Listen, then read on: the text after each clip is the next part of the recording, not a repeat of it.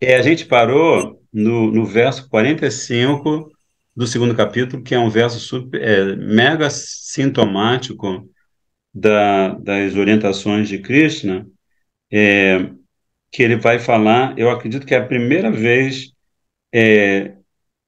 na conversa que ele fala sobre os gunas. Olha só que interessante. Deixa eu só confirmar uma coisa aqui. Estou confirmando. Só um segundo. Não, na verdade, eu quero ver aqui os versos do segundo capítulo. Nossa, tô... olha só que mágico. É a primeira vez que Krishna, no verso 45, apresenta o tema guna. Ele fala, Traiguna Vishaya Veda Nistraigunyo Bhavarjuna Nidwando Nitya Sattvasto Niryoga Kshema Atmavan. Ó Arjuna, supere a influência das três forças coercitivas da natureza material, a gente conhece como gunas, né, as qualidades da natureza, conforme as descrevem os Vedas, e firme-se em Nirguna Tattva, ou a transcendência que é superior a essas três gunas. Livre-se de todas as dualidades, honra e desonra, por exemplo, sem se preocupar com aquisição ou preservação de bens, fazendo uso da inteligência que lhe concedi, posicione-se em Shuddha Sattva, existência espiritual. Aqui, ó, Atmavan, quando Krishna fala no versinho, Nidwando Nitya Sattva Sto Niryoga, não, é na primeira linha. Traigunya Vishaya Veda Nistraigunyo Bhavarjuna. Nidwando. Não, Dwandwa está dentro de. Ah, tá. Atmavan está aqui. Perfeito, achei. Atmavan. Então, a gente já tinha começado a ler o comentário de Srila Vishwanath Chakravarti Thakur a, a esse verso tão importante, que é uma, vamos dizer assim, uma guinada forte no rumo da conversa entre Krishna e Arjuna no segundo capítulo, que vocês devem saber, e também o nosso querido Srila Prabhupada intitula esse capítulo como o resumo de todo o conteúdo da Gita. Então, à medida que a gente vai conhecendo os versos, lendo, relendo, a gente descobre que Krishna apresenta cada tema, né? Sobretudo Karma Yoga, Jnana Yoga e Bhakti Yoga, ele apresenta neste segundo capítulo. É, então, eu vou ler de novo esse comentário, que é um comentário muito rico, inclusive porque é, ele vai citar, Srila Vishwanath Chakravarti Thakur vai citar uma série de versos do 11º canto,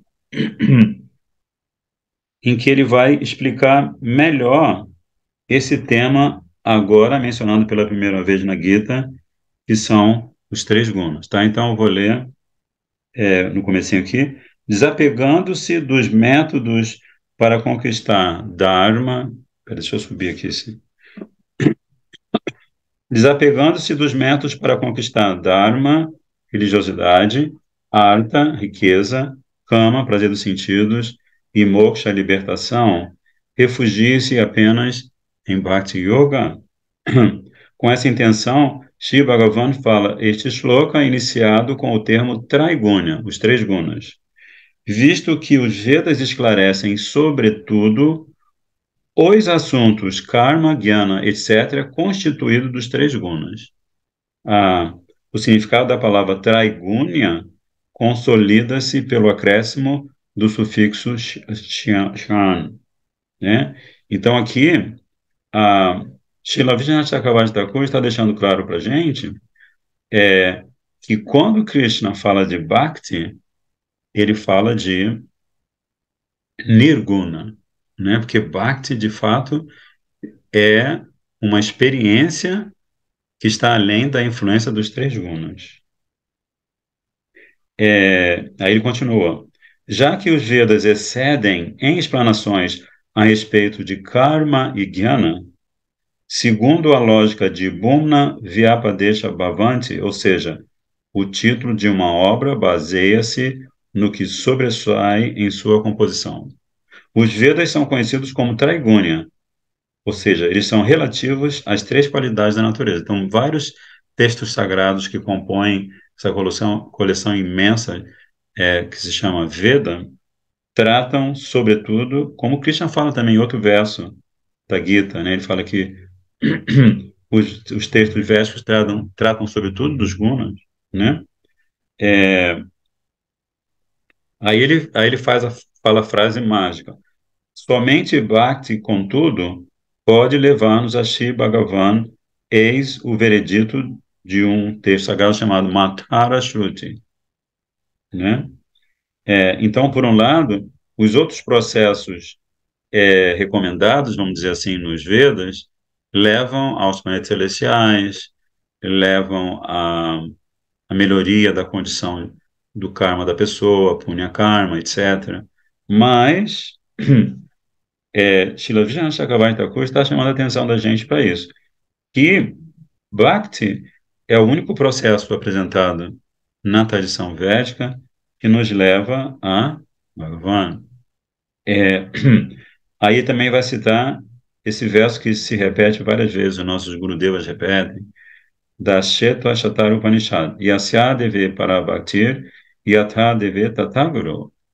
O significado dos Vedas só se pode revelar a quem nutre a mesma bhakti transcendental, tanto para com Shri Bhagavan, quanto para com Shri Gurudeva. Então, a gente sempre ouve nossos Gurudevas falarem sobre a importância de aplicarmos do fundo do nosso coração a mesma fé aos pés de lótus de Krishna, Radha Krishna, Gauranga Mahaprabhu, a mesma fé, né?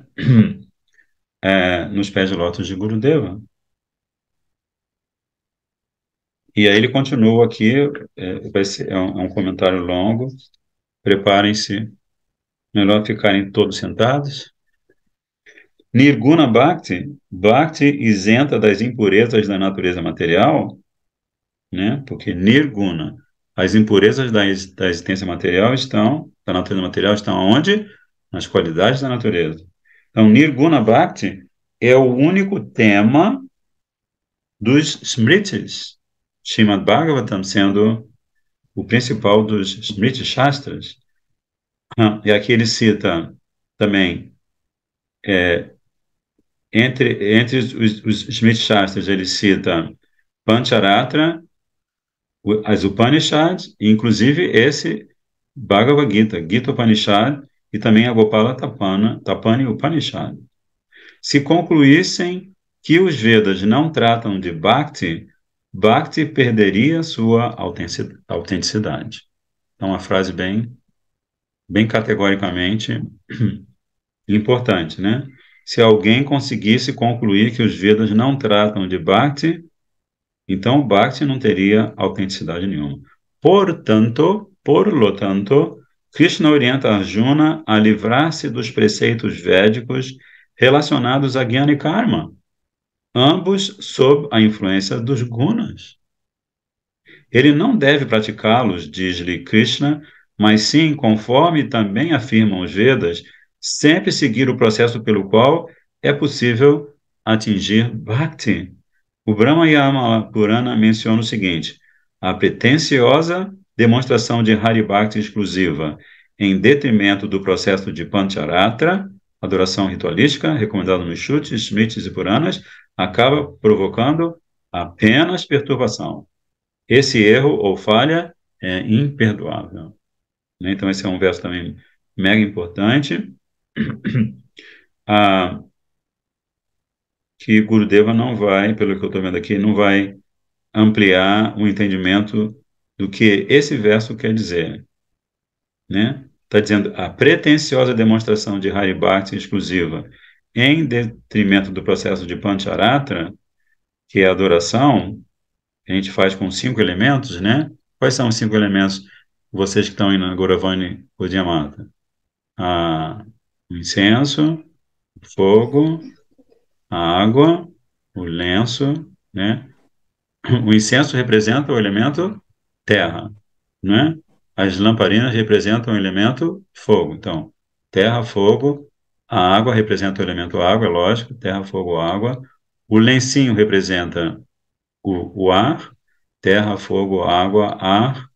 E os mantras que você canta, ou que enquanto você realiza o arati, por exemplo, os mantras que os devotos e as devotas cantam representam o éter, né?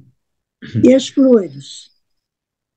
As flores representam, até Terra? onde, até onde eu me lembro agora, representam o aroma, né? Tá ligado também à terra. Ah, tá. As flores também são oferecidas, né? É. Então, a gente viu o quê? A gente viu o incenso representa a terra, a lamparina representa o fogo, o búziozinho com água representa a água, né? Depois a gente viu.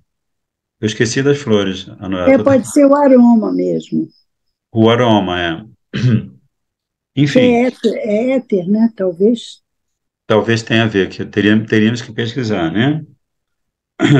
Mas é o que ele está dizendo aqui. Se a gente não faz essa adoração, mesmo que seja como um processo mental, então a gente vai estar fazendo apenas uma demonstração de Hari Bhakti, né? Porque a gente pode cantar o Santo Nome, realizar várias atividades, mas se a gente não entrega a nossa mente, nosso intelecto, nossos sentidos, e etc., Krishna em adoração, então essa seria uma demonstração pretensiosa de Bhakti. Então foi assim, uma tentativa de explicar esse verso tão importante, né?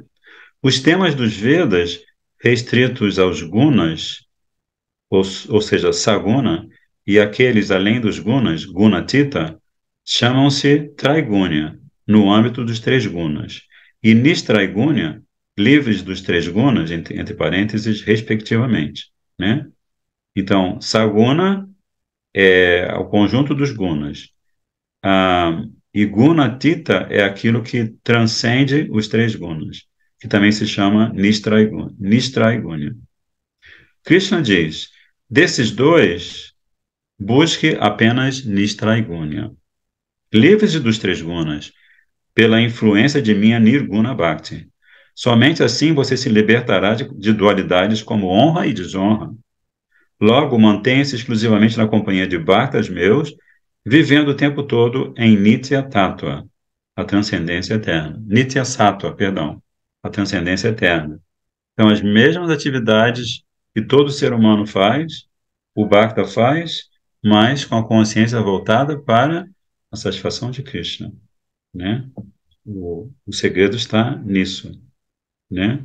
Mantenha-se exclusivamente na companhia de Bhaktas meus, vivendo o tempo todo em Nitya Sattva, transcendência eterna. Então, você pode estar no meio da floresta amazônica, se você estiver meditando em Sadhu Sangha, meditando no seu Gurudeva, em todos os participantes eternos do Guru Parampara, você estará acompanhado e acompanhada, conforme Krishna sugere. Neste contexto, a explicação sobre como firmar-se em Vishuddha Sattva Guna, ou seja, a transcendência pura, entra em contradição com aquela sobre como livrar-se dos 3 gunas. Conseguir o que está faltando chama-se yoga, ao passo que kshema quer dizer proteger o que se tem. Então, ele está citando é, esse verso, Yoga Kshema, que vai se repetir, essa expressão vai se repetir num verso mais à frente, muito importante. Yoga Kshema Bahamyaham. E Krishna promete que por ser o Bhakta, ele dá o que lhe falta e conserva o que ele tem. Yoga Kshema, né? Então, Krishna, Gurudeva Shri Vishwanath Chakravarti Thakur está explicando, né? Ao usar a expressão Niryoga Kshema, Shiva Bhagavan recomenda que Arjuna se desprenda da preocupação tanto com yoga como Kshema. Você não precisa se preocupar. Se Krishna está prometendo que vai suprir yoga e Kshema para você, se você se preocupa, você só vai estar queimando energia mental à toa. Quando você se vir dominado pelo gosto por minha Bhakti Rasa, yoga e Kshema deixarão de ser motivo de preocupação. É aquilo que a gente estava conversando, Anuradha, você deve se lembrar, que o projeto Viver ou Sobreviver, né? É uma pergunta. Você quer viver ou você quer sobreviver? A maioria das pessoas, dos seres humanos vai dizer, eu quero sobreviver. Por quê? Porque essas pessoas não têm fé em Krishna, né? É. Elas não sabem que Krishna é o provedor.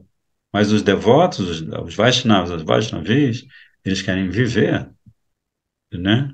É diferente. É, Deixa-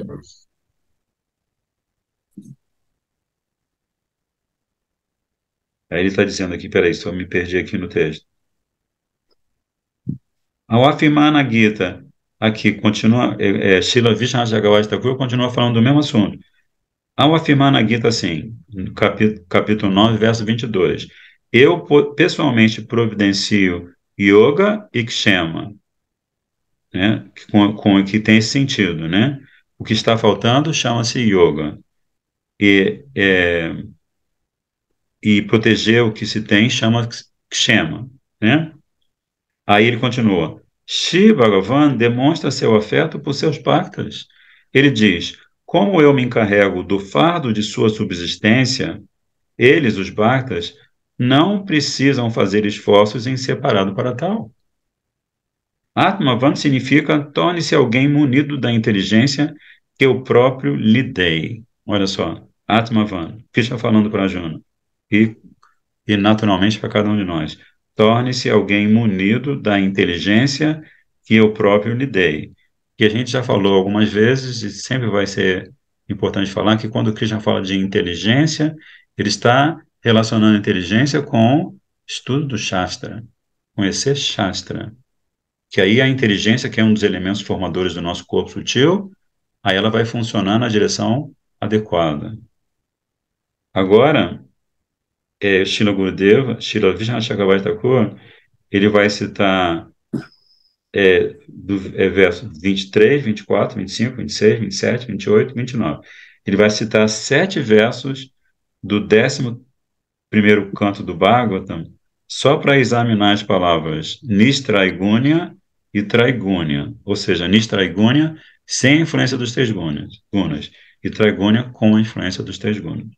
Madharvanam nispalam vasatvicam nijakarmatat, rajasam pala sankalpam himsa prayadi tamasam. Saiba que Nishkama Karma, oferecido a Shri Bhagavan, enquadra-se em Sattva-guna. A ação praticada por quem deseja o fruto faz parte de Rajaguna, ao passo que a praticada com violência ou inveja encaixa-se em Tamaguna. Então, Krishna está falando, 11º capítulo da Gita, canto, está falando com Uddhava, né? Então, Niskama Karma, ou seja, você realiza as suas atividades e oferece os frutos das suas atividades a Krishna. Isso é Sattva Guna, isso é a qualidade da bondade. No shloka acima, segundo dão a entender as palavras Nishpalam Va, quem cumpre Naimitika Karma, deveres ocasionais, não alimenta desejos fruitivos. Deveres ocasionais seriam aquelas obrigações estipuladas pela tradição védica, tais como fazer a cerimônia, uma cerimônia especial para quando o bebê nasce, fazer uma cerimônia especial antes de gerar um filho, é, fazer uma cerimônia especial que se chama Pinda, né? Quando perde algum parente, pai, mãe, quem quer que seja, um ente querido da família, fazer essa cerimônia. São chamadas ocasionais esses deveres, porque não é todo dia que você vai celebrar um batizado e você vai celebrar um engravidamento ou uma passagem, né, de alguém. Como é que Krishna qualifica essas cerimônias? Essas são chamadas, essas cerimônias, elas são sátvicas, né? Ele está dizendo que são sátvicas, Ah, porque você realiza essas cerimônias para beneficiar as pessoas do seu entorno familiar, né? Mas você não está interessada como se diz, niskama karma. Você não tem kama, desejo de obter os frutos dessas atividades. Você está fazendo um movimento altruísta sim. para ajudar os seus familiares a evoluir espiritualmente, mesmo que eles não saibam disso, né? Como tem muitos casos hoje em dia de devotos cujos pais não declaram ser sádakas ou sadhikas, né? Mas cujos filhos devotos realizam uma cerimônia de pinda que representa um, uma, uma quantidade de benefício sutil para o encaminhamento daquela diva, que não temos palavras para explicar, né? Então, esses sacrifícios e ágnias são voltados para o benefício do outro, né? Justamente, justamente. Ah, tá. É isso aí. Você falou com uma frase simples, você falou tudo aqui, né? Agora ele vai falar, o outro verso vai falar agora de Jnana, tá? O primeiro falou de karma, Niskama Karma. Agora, no outro verso do Srimad Bhagavatam, Krishna fala assim: Kaivalyam Satvikam Gyanam Rajavai Kalpikam Chayat Prakritam Tamasam Gyanam Manistam Nirgunam Smritam. Gyana, relativo ao eu, ou seja, que trata do que está além do conceito corpóreo, é Satvika, né? Então, se você transmitir para você mesma, para você mesmo, para as outras pessoas que se interessam, transmitir a noção da existência do Atma, né? Isso é sátrica. Guiana a respeito do corpo, o conceito falso de eu e meu, segundo o qual o indivíduo se considera o autor das ações e o desfrutador da ação, é rajásica, né? Formação de família, formação de gueto político, de gueto ideológico, isso é rajásica, né? E guiana acerca da matéria inerte, do mundo material ou do corpo, é tamássica. Ao passo que guiana relacionado a mim é nirguna, Krishna falando para Uddhava. Ele falou de níveis de conhecimento segundo os três gunas, e depois ele falou do nível de conhecimento segundo Vishuddha Sattva, né? Belo verso, né? Aí Sim. depois ele fala, Vanam tu satviko vaso gramorajasa uchate tamasam dyutasadanam mam niketam tu nirgunam. Quem habita a floresta, o campo, está em Satvaguna.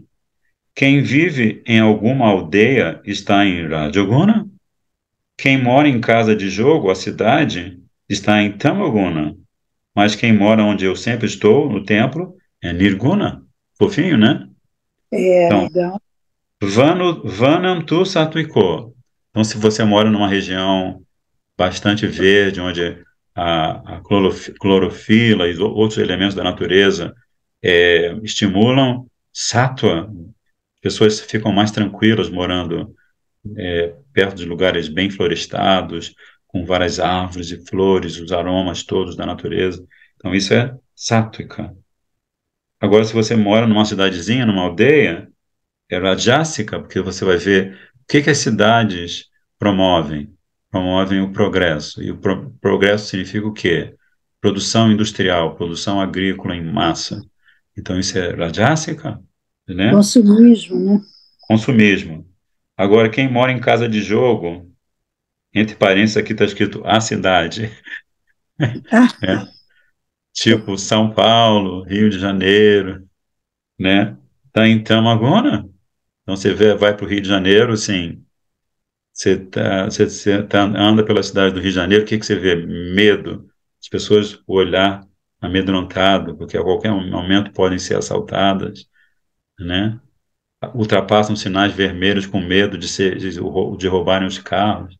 Então, isso é tamássica, não é totalmente tamásica.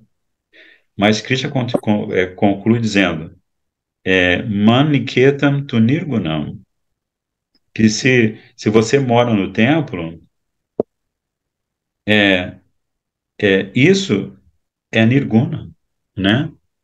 Então o templo é Goravani Gaudiamata, é a casa da Anurada, onde ela adora a deidade, onde ela canta o santo nome, né? A casa dos Vaishnavas também são templos, né? Como é que se fala mesmo? Bhavan, Bhakti Bhavan, Bhakti Bhavan. Bhakti Bhavan. Então a Anurada tem o Bhakti Bhavan, o Gopi, não sei como é que é o nome do Bhavan dele, mas ele tem o dele, né? Todo devoto, morando no templo ou fora do templo, ele tem o seu Bhavan. Então ele está em Nirguna, né? Ele está além dos três gunas. Aí, e não para isso, são muito lindos esses versos da Uddhava Gita. Satvika karako sangi ragando rajasa smitaha tamasa smiti vibrasto nirguno mad apashraya. Então, eu acho linda essa Gita porque só os comentários, né, dos acharyas são um banho, né, Muito ricos, né? de sabedoria, né, de esclarecimento, orientação, muito rico, né? Olha só esse. Está em Satvaguna Satvika Karako Sanguíneo. Está em Satvaguna o autor de ações não apegado aos resultados delas. Olha que fofinho. Você vai agir, né? Você tem a sua natureza, você, por exemplo, a Anurada ceramista, a, a Taruni é militar, o Gopi, não sei, a Bastante é professora, né? Você tem a sua natureza relacionada à sua forma humana nessa vida, né? Mas se você faz essas ações, mas você faz sem ficar roendo unha, em relação aos resultados das ações, então você está em Satvaguna. Agora, quem está em Rajaguna é o autor que é cego pelo apego, né? Ele quer ter certeza, ele faz realiza uma ação e ele quer ele fica apegado ao resultado daquela ação. É, esse está em Rajaguna. Aí tem o outro, coitado, que é o que perde a memória. Esse está em Tamaguna.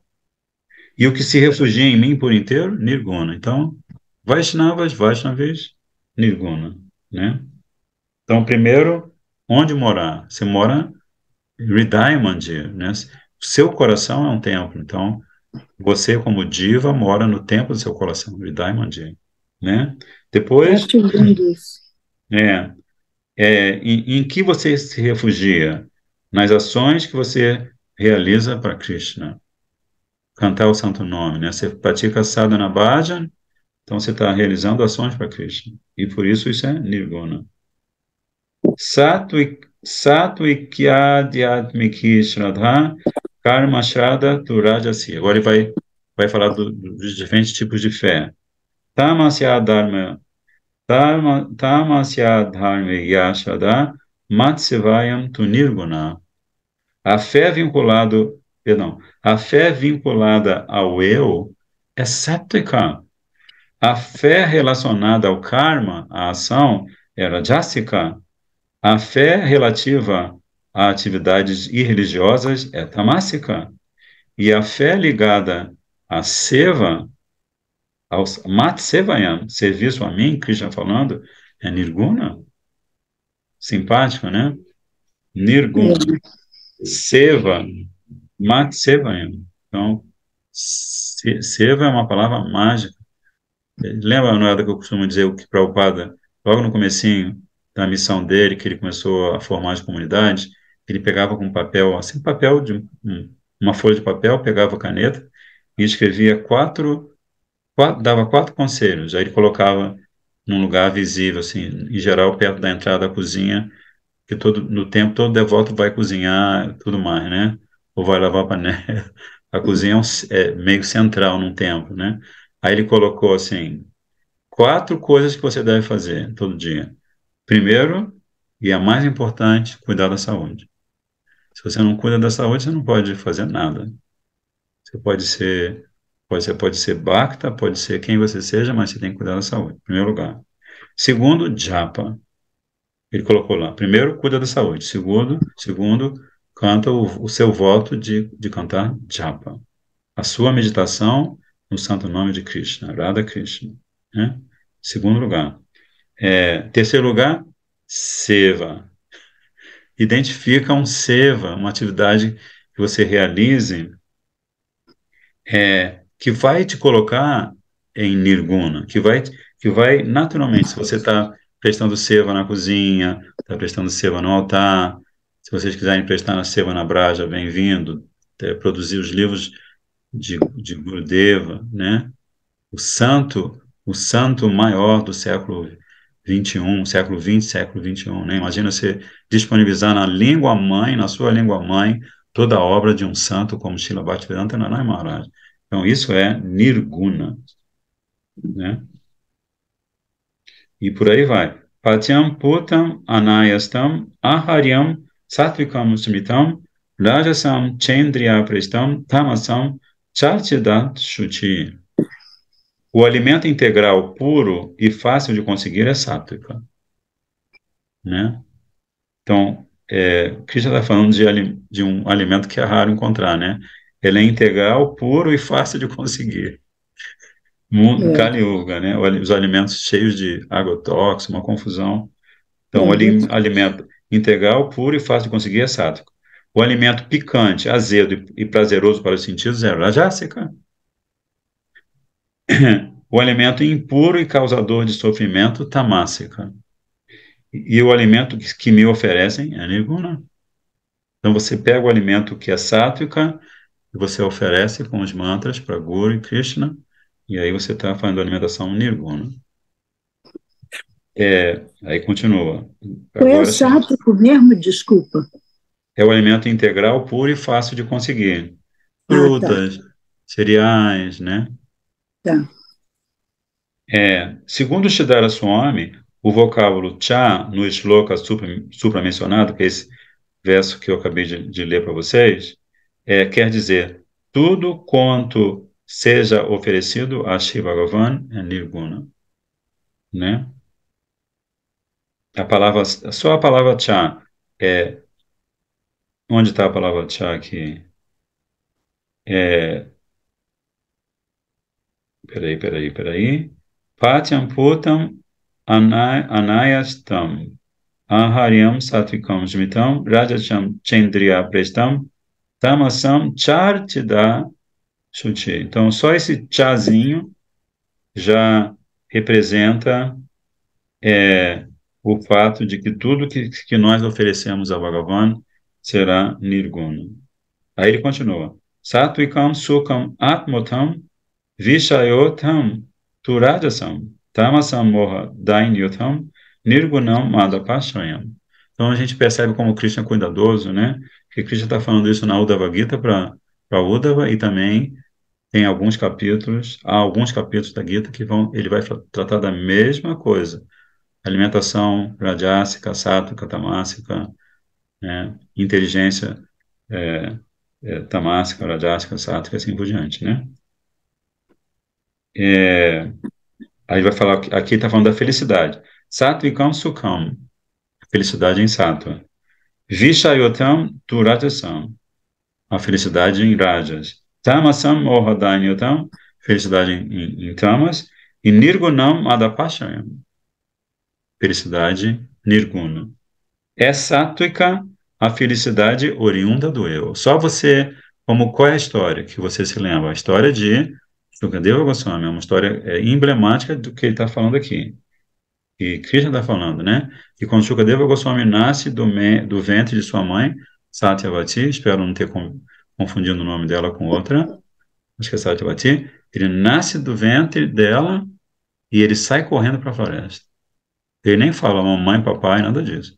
Ele sai correndo para a floresta, porque ele nasce com a percepção pura do eu. Ele sabe que é Atma, Atmoham, eu sou Atma. Então ele quer ir para a floresta, ficar meditando na sua existência, né? Então ele vai, olha só, ele vai para a floresta, ele vai o que tem de mais sáttvica dentro do planeta, profundamente sáttvica. Aí fica na floresta, fecha os olhos, fica meditando, né? Tudo à volta dele, o corpo dele, tudo é energia de Krishna, né? Então, é sátrica a felicidade oriunda do eu, rajásica aquela felicidade proveniente dos objetos sentidos, tamásica a derivada da ilusão e da depravação, mas é nirguna a felicidade surgida de algo relacionado a mim. Lindinho, né? Lindinho, lindinho. É, Após, após explicitar nos supramencionados shlokas do Srimad Bhagavatam objetos que exemplificam os três gunas, Shiva Bhagavan prossegue esclarecendo como se deve fazer para aperfeiçoar a percepção da natureza Nistraigunya Bhava, perdão, a percepção da natureza de um objeto que esteja além dos três gunas, Nirguna Vastu. Né, como é que você vai fazer para aperfeiçoar a percepção da natureza desse determinado objeto? Segundo diz ele, só quem pratica Nirguna Bhakti logra conquistar a influência dos gunas que existem no íntimo de cada um. Então, os gunas estão no íntimo de cada ser humano, de cada ser vivo, né? Isso é exposto nos seguintes shlokas. Agora ele vai continuar citando o 11º canto, Srimad Bhagavatam, Krishna conversando com Uddhava, e ele fala, Sarve gunamaya bhavaha purusha vyakta distitaha dristam shutam anudyatam buddhava purushashava. Ó melhor dos seres humanos, quaisquer estados de ser que você tenha visto, concebido e dos quais tenha ouvido falar, havidos entre Purusha, o eu desfrutador, e Prakriti, a natureza material, constituem-se das três qualidades da natureza. Profundo, né? Ele está falando dos estados de ser que eu, o Gopi, a Taruni, a Vasanti, a Anuradha, né? Que nós, ao longo da estrada da nossa vida, nós possamos ter visto, né? Por exemplo, o cachorrinho, o inseto, o peixe, né? O mamífero, os seres humanos com seus tantos estados de ser, né? Então ele está dizendo, quaisquer estados de ser que você tenha visto, concebido e dos quais tenha ouvido falar. E esses estados de ser, eles funcionam entre Purusha, o eu desfrutador, Atma, e Prakriti, a natureza material. Todos eles constituem-se das três qualidades da natureza. Uau! Eta samistaya punso guna karma nibandanaha yenemi nirjita somya guna divena chitachaha bhakti yogena manisto madbhavaya prapadyate. Peraí, prapadyate, terminou o verso. Tradução. Ó amigo gentil, todas as condições materiais do ser vivo, que aqui é chamado de Purusha, originam-se da ação praticada sob a influência dos três gunas, né? Então, Krishna vai falar, ele fala em várias. Opa, vou botar aqui, pode, pelo menos fica iluminado aqui o livro. Tudo é guna. Se você está no mundo físico, tudo é guna. Apenas munem-se de nista ou estabilidade mental aquelas divas que, praticando o Bhakti Yoga, tenham suplantado esses gunas, em razão do que conseguem conquistar-me, né? Então, Krishna está sendo muito objetivo aqui, falando, né, da importância de Nirguna Bhakti.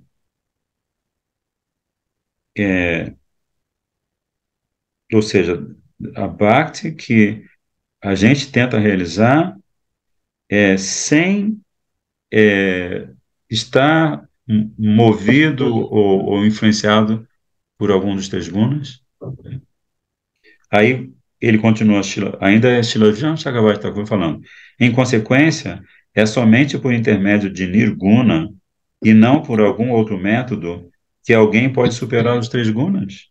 Em resposta à pergunta feita na Gita 14.21, capítulo 14, verso 21, Katam Chaitam Stringunam Ativartate, que o capítulo 14 é o capítulo dos gunas, né?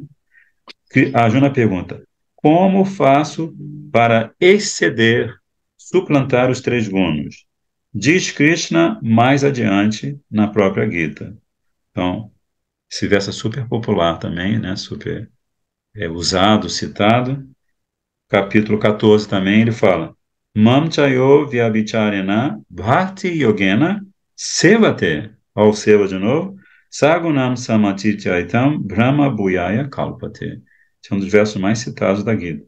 Somente quem me empresta, perdão, somente quem me presta serviço com devoção unidirecionada é capaz de transcender os três gunas, capacitando-se assim para perceber a transcendência.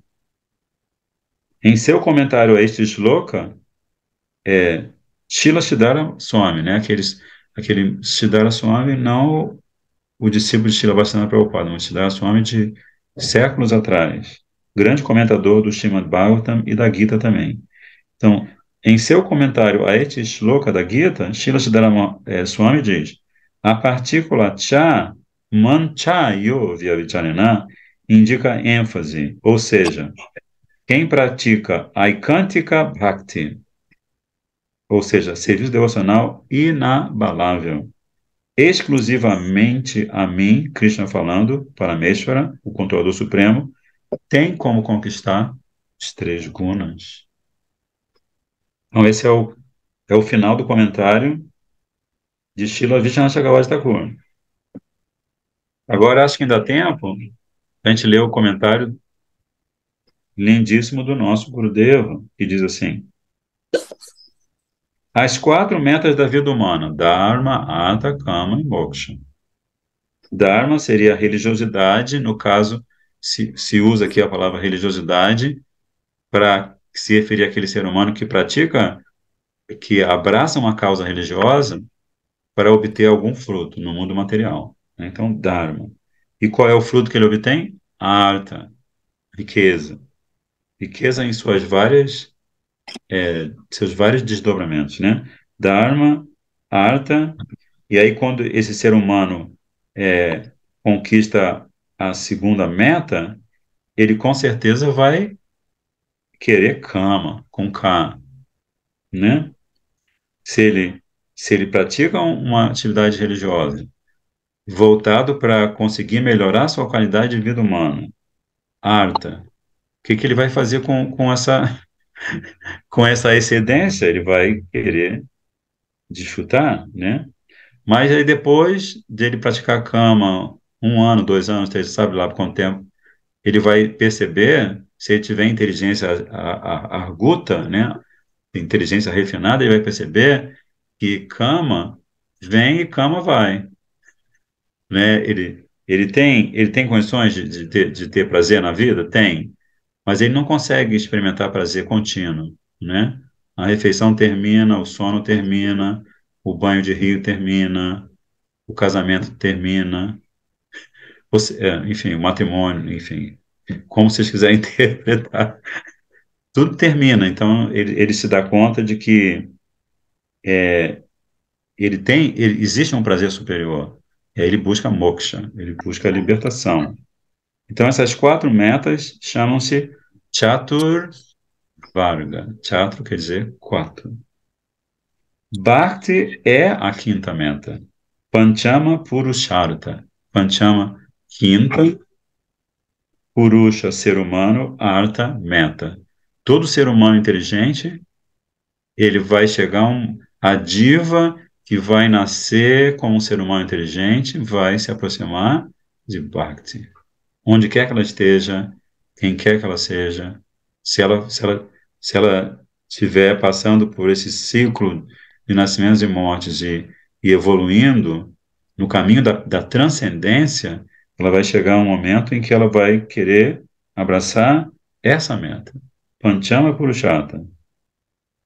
Embora em Shastras, como os Vedas, haja instruções indicando os caminhos de Karma, Jnana e Bhakti, como os diversos sadhanas das divas, só se pode conquistar Shiv Bhagavan abandonando todos os demais caminhos e ocupando-se exclusivamente em Vishuddha Bhakti, devoção pura.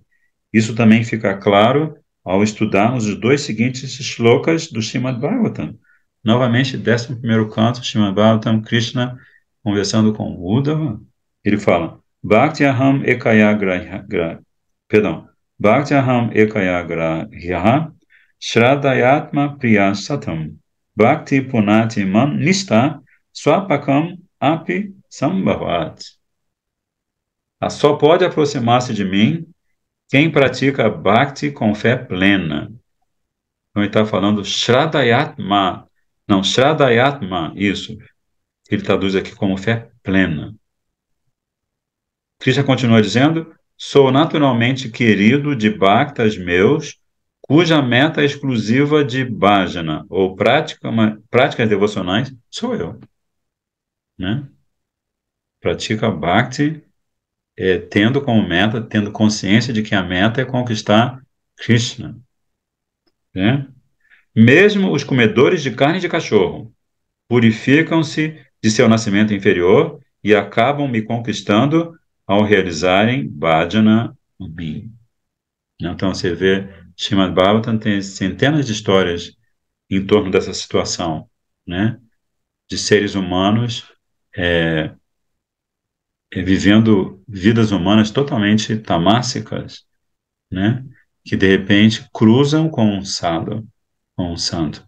E pela influência da presença, da companhia daquele sadhu, eles se purificam assim de uma maneira miraculosa e eles abraçam o caminho de Bhakti.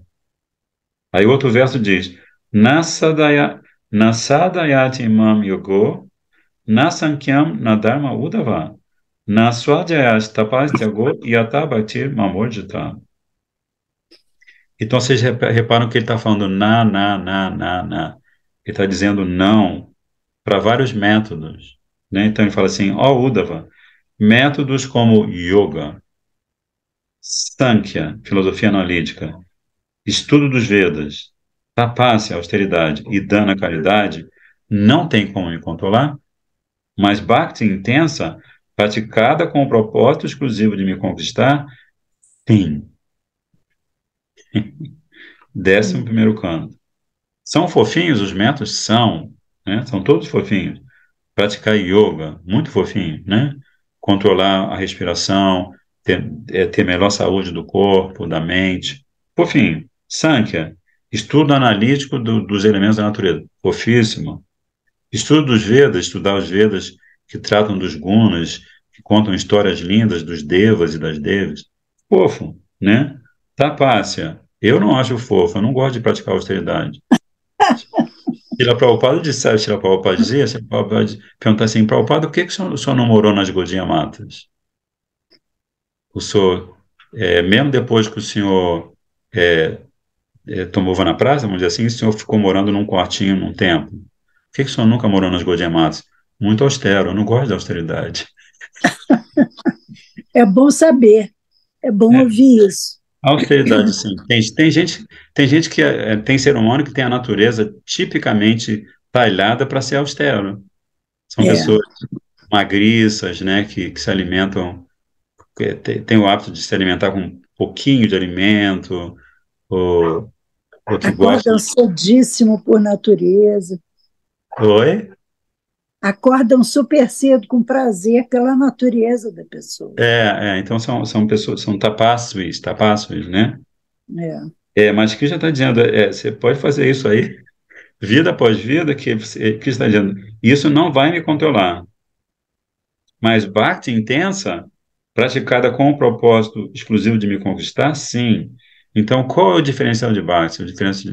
Diferencial de bhakti em primeiro lugar, o diferencial de Bhakti é que quem pratica Bhakti automaticamente encanta aquela que encanta o coração de Krishna, Uhum. né? Você canta Hare Krishna, você não canta Krishna Hare, você canta Hare Krishna, Hare Krishna, Krishna Krishna, Uhum. aí depois você canta Krishna Krishna Hare Hare, né? Depois Hare Rama, né? Então primeiro você se dirige a Shakti, Mahashakti. Então por isso que Uhum. Bhakti conquista Krishna. Srila Bhaktivinoda Thakur, agora tem um comentário fofíssimo de Srila Bhaktivinoda Thakur, que é outra contribuição, né? Srila Gurudeva, quando publica a Bhagavad Gita a serviço do seu mestre espiritual, né? Ele coloca o comentário de Srila Vishwanath Chakravarti Thakur, o comentário dele, e em muitos casos, no final, ele coloca a fala de Srila Bhaktivinoda Thakur. Ele diz assim: os Shastras compõem-se de duas classes de assuntos. Olha que legal. Assim, se eu fosse organizado, eu anotaria tudo isso, depois estaria estudando, mas não sou austero, não sou organizado. Mas vamos lá. Os Shastras compõem-se de duas classes de assunto, udista e nirdista. Chama-se udista Vishaya o objetivo máximo de determinado Shastra. Já as orientações indicadoras do udista Vishaya chamam-se nirdista Vishaya. Por exemplo, por ser bem miúda, a estrela Arundhati é muito difícil de enxergar sem assistência. Se você não tem um microscópio, não, um telescópio, né, que se chama? Telescópio. É. Então, se você não tem a ajuda de um objeto, você não consegue ver, porque ela é muito pequena. Aí está dando esse exemplo, né? Ela é muito miudinha. Agora, se vê-la é o objetivo de alguém, será preciso primeiro valer-se da referência da maior estrela mais próxima dela. Sendo assim, se Arundhati é Udista Vishaya, o assunto é a maior estrela mais próxima dela é Nirdista Vishaya, que seria a tradução é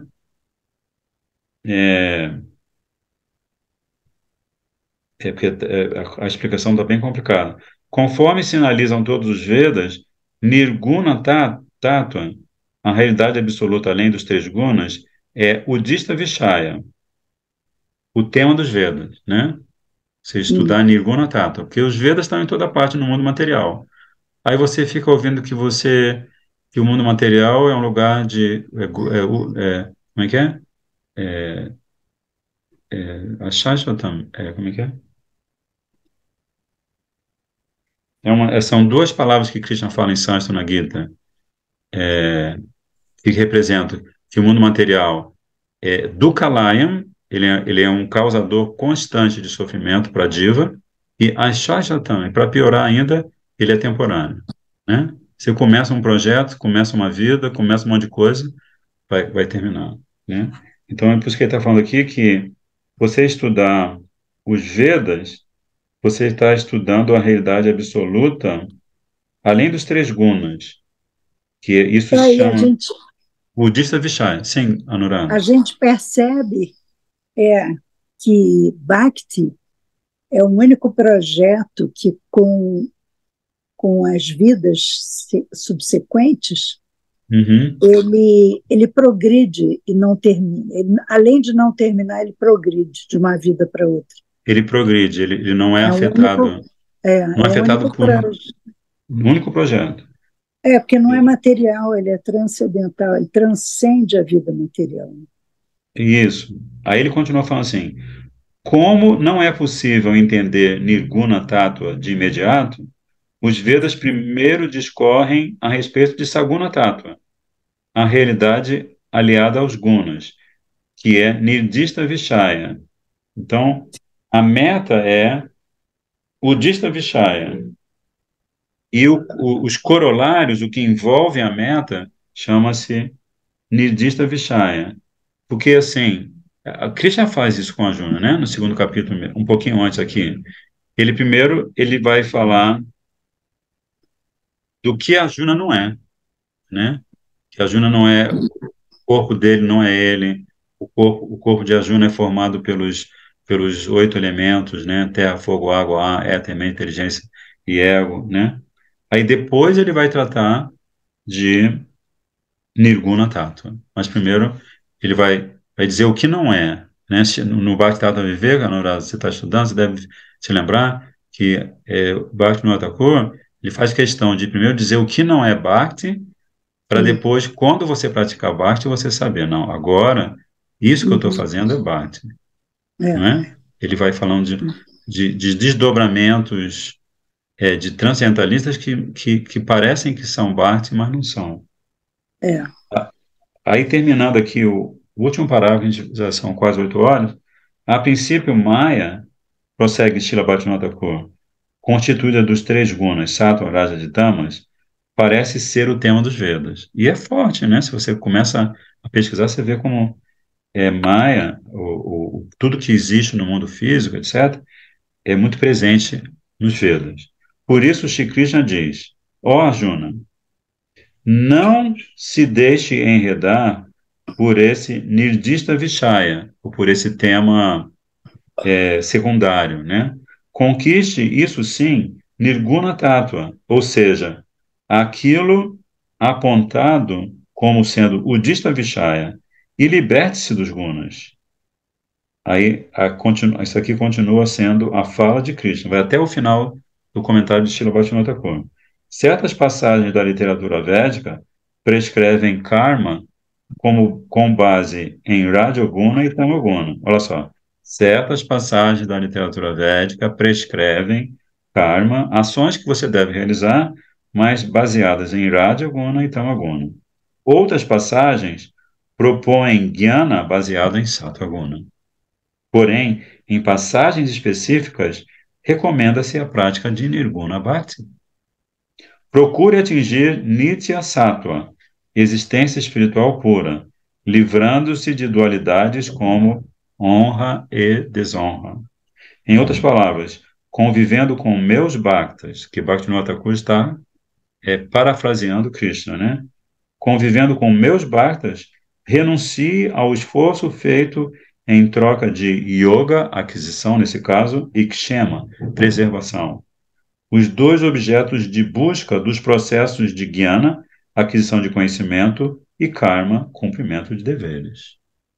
Desvencilhe-se, enfim, dos gunas mediante o processo de Buddhi Yoga. Então, hoje terminou com chave de ouro, 8 horas e 1 minuto. A gente conseguiu ler o comentário a esse verso tão importante da Gita, que é o verso 45 do capítulo 2º. Okidoki é Sim, muito bonito esse último verso. muito lindo. Vamos ver se algum Gauravani Bass gostaria de cantar? A Bastante está presente? Bastante foi para a Índia. Mas o Gopi tá vai atravessando cantar... o Oceano Atlântico agora. Tá. O Gopi vai cantar uma Mahamantra. Ah, que bom, que bom. Gopi de... O Gopi se lembra, Nora? Já vai ele cantar, vai, canta, Gopi, desculpa. Vai rolar uma mirdanga aí? Olha, Midanga, Gopi. Veio para me ajudar a cantar. Olha quem veio, olha quem veio. Ei, Sanatana Prabhu Ki Jai. Vendi um Bhagavad Gita seu. Eita, não é meu não. É dos devotos, né, Anurada? Não é nosso. Devotinhos de vocês. Então, a gente podia ter uma mirdanguinha, já que vocês estão aí na A gente não sabe tocar mirdanga. Não, o Gopi castiga na midanga, às vezes quebra até a midanga, mas... Não. Pra Budi, olha Mentira, só. que você sabe tocar mirdanga. Pô, tu vai me entregar assim pra Budi? Não, me entrega assim, não. Não, ele quando eu morava aí, você tocava, uai. Mas isso faz quanto tempo, pra Budi? Quanto tempo? Mirdanga, olha, mirdanga, você está inspirado por Krishna, você não esquece nunca. Mas, Gide, eu me aposentei, meu negócio é só na cozinha, humildemente eu peço desculpas. Vou cantar porque eu sou um corvo metido a besta, mas no máximo... Tá bom, vai lá, manda ver então, Gopi. Bom, Hare Krishna, Krishna Krishna, Hare Hare,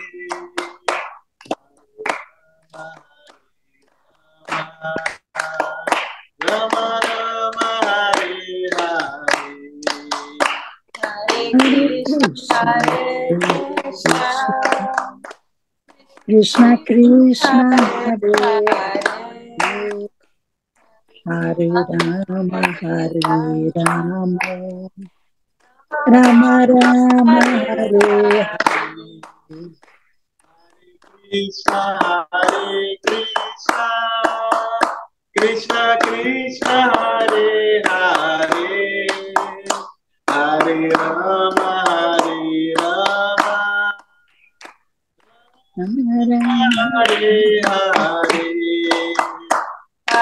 Krishna, Hare Krishna, Krishna Krishna, Hare Hare,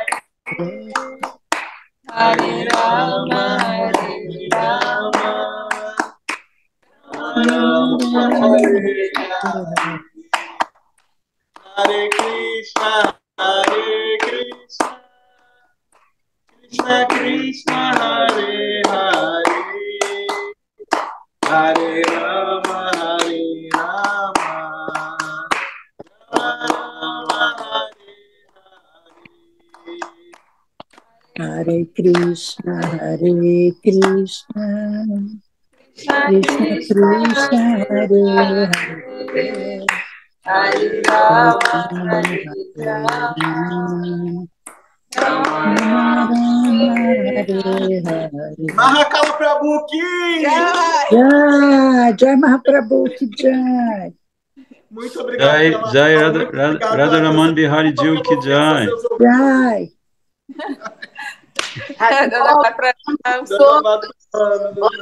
Jai.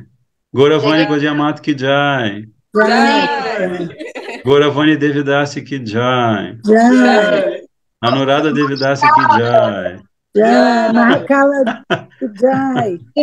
Preciso falar contigo, vai lá. Boa Então, noite. tá, liga no privado, como se fala hoje em dia. Chama no PV. Chama no PV. Haribo. Obrigada, Prabhu. Dandavat Pranams, até a Obrigada próxima. a todos. Radhe Radhe Pranams Anurada Ji. Radhe. Radhe.